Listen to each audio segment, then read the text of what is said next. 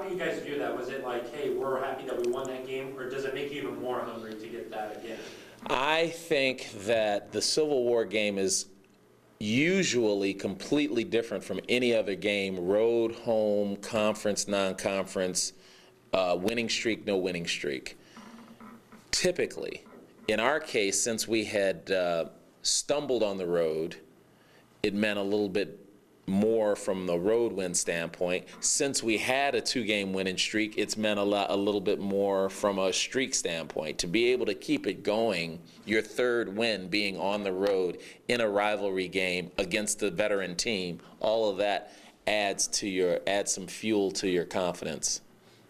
Despite the slow start, is it kind of nice as a coach to know that now you guys are stringing along some wins, you're still only like a game or two away? It is. It would be nicer to be in second place and not having lost the overtime games, but I have more confidence in this team than any other team I've ever coached. So record be damned, it's fun coaching this team because every single game we coach, we feel like we're going to win it. And these guys make me feel like they feel like they're going to win it, if that makes sense. Yeah. Does the, I know you take it one day at a time, but does the bringing in Utah and Colorado and not facing, I mean, the way the schedule's all messed up, you don't go to LA, you don't face the Arizona schools at home, is that a non-factor now, or has that changed anything in the way you do things, or you think, or the flow of things? It's not a non-factor because whenever you have an uneven schedule, there are going to be years where certain teams aren't going to be playing well and certain teams are. And if you, because of the luck of the draw of the schedule, play the harder teams more than you play the easier teams, it's going to affect your season. Given the way it's set up this year and the fact that, Southern Cal's having a tough time. You don't have the UCLA that you normally have. And Arizona State, who has been to the NCAA tournament every year, right? Since Herb's been there? All right, so they might have missed a couple, but it's every year since I've been here. Okay. Those are teams that you might want to play twice.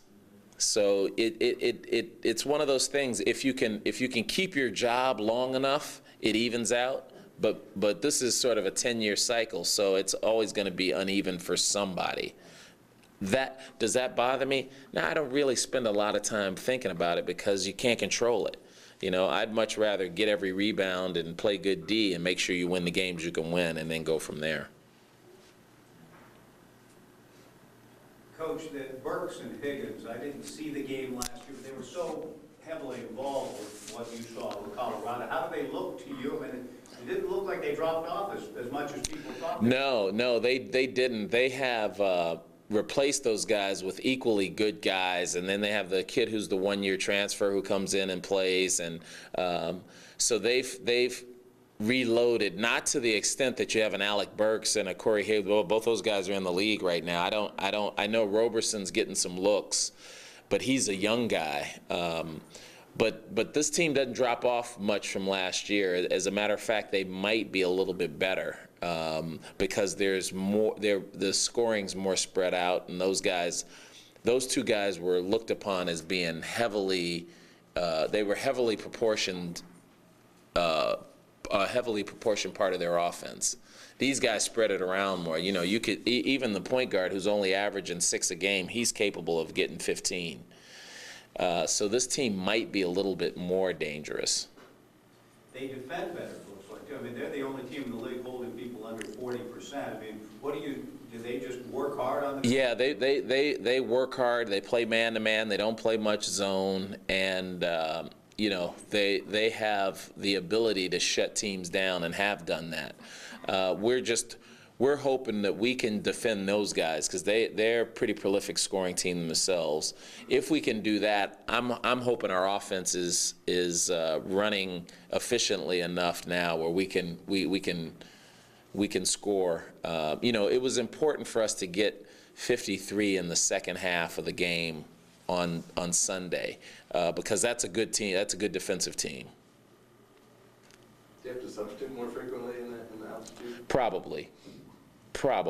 And we can this year as opposed to last year. So that's another nice aspect of this team that we hadn't had.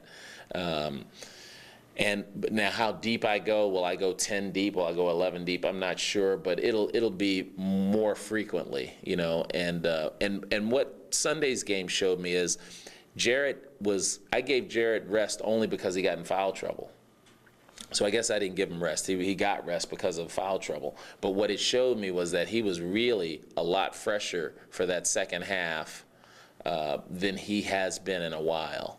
And so that is in the back of my mind too when we go up there.